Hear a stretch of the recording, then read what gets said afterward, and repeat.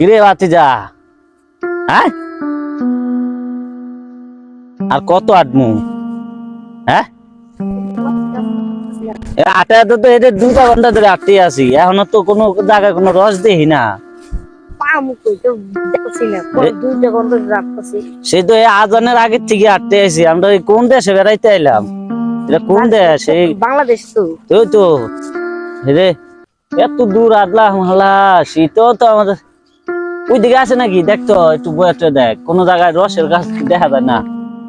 হ্যাঁ খালি সাইডের দিকে দেখি খালি ক্ষেত আর ক্ষেত।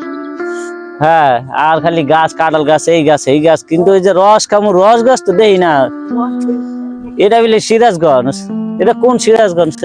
এত কষ্ট করে আইলাম, এত দূর থেকে আইলাম, অথচ রস দেখতে আসি না। আমার তো ঠ্যাং টুংডি বেঁচে হয়ে গেল। আর কত আডুম?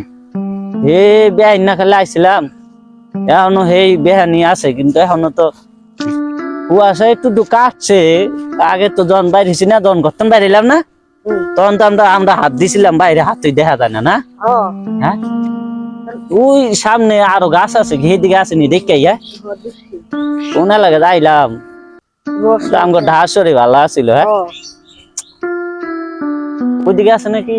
না সেদিকে চাইছিলাম কেন নাই, খালি সবজি ক্ষেত, সবজি ক্ষেত, ক্ষেত আর ক্ষেত, কিন্তু আমরা রস পাইলাম না। এটা আফসোস। মনে করছি কি যে এই দেশে আইসি বেড়াইতে, এই উচিলা রসটা খাইয়া যাবো। আমরা তো ডাথাই রস টস পাই না নাকি? রস তো পাই না। তুই পাইছিলি নাকি?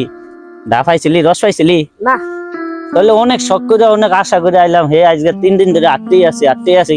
কালকে নই ফাড়াই গেছিলাম, ওইদিকে ওই যে জায়গাটার নাম কি জানি, বুঝা যে তোমার নাই রাস্তা কিনারে বয়া বয়া যায়, কাঁপতে আছে। আমি চাচা আপনাকে এলাকার নাম কি? ঘরে আমার বললো বাবা তুমি কোনটায় আইসো, তুমি কি এলাকা খাও না? আমি কই চাচা আমরা তো বেড়াইতে আইসি।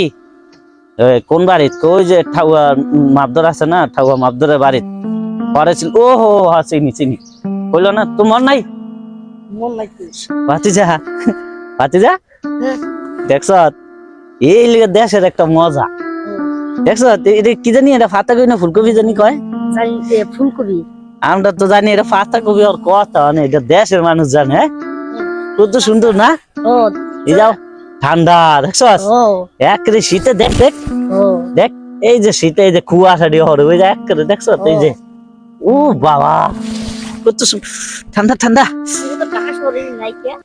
মেলা সুন্দর না? খুব সুন্দর। হ্যাঁ আঙ্গো ঢাকা এটি কেমনি আইব? ঢাকা কি আঙ্গো জায়গা আছে? ঢাকা আমরা এই যে দৌড় দিমু সেই জায়গায় নাই। ভাতিজা আমার কাছে না খুব ভালোই লাগে বুঝছো, খুব ভালো লাগে। কেমন জানিস, এই যে আজকে 3 দিন ধরে বেড়াইতেছি না, মনটা চায় না ঢাকা যাই। ঢাকা যাবো না আমি। এনে থেকে যাই মন চাই বুঝছো। ঢাকা যাবো না। যাবি না? তো আব্বু আমার কিনা কয় আবার কিনা কয় আমি তো বুঝি না, কিন্তু এমনি আমার কাছে খুব ভালো লাগে। এই সাইডের দিকে এই যে সকালে বাইরে, এই যে দুপুরে আবার এই 10টা 12টার দিকে যায় দেখি এরা কি সুন্দর নুডি, ওই যে উডি না কি কয় এরা, বাসার আমি বুঝি না। আমি ঢাকা থাকো আবার রুটি বানায়, আবার ওই যে আলু দিয়া করলা ভাজি করে, আবার এই ডিমটা যে আমরা তো মামলেট দাও ইয়া ডিম পোস্ট দাও, আর হালকা সিদ্ধ কইরা ডিমটা দেয়। আমার তো ভালোই লাগে, এলাকা খাওয়ানো ভালো লাগে। আবার এই দেশের মানুষটি না কত সুন্দর সুন্দর কথা আমি বুঝি না, মই দিয়ে চাই তাই। তুই বুঝস নি? পরশু দিন যে একজনে একবার একটা কথা বলি, তুই আমার ঘরে জিগাইলি চাচা হ্যাঁ কি কইলো, আমি তো বুঝি না, আমি তোর কি কম। কিন্তু দেখ সাইডের দিকে চাইয়া দেখ, দেশের একটা আবহাওয়া অন্যরকম। এই জন্যই দেশের মানুষ না সোয়াদে ইয়া হয় না। কথা তো এটা না, এত দূর আদলাম, রস গাছ তো দেখি না। রস এলাকায় কি রস হয় না? রস গাছ হয় না? হ্যাঁ 3টা 4টা ঘন্টা ধরে আটতেছি, কত এলাকা করছি। আমরা তো কইতে পারুম না কোন দেশে এলাম, পথ আছে কিনা। এই পথ ভুল গেলে হর যাবো কেমনি? ওই যে গাছটি দেখ, সব দেখি গেলে এই গাছ এই গাছ। হ্যাঁ কিন্তু রস গাছ তো একজনও খাইলাম না, এই দেশে রস নাই।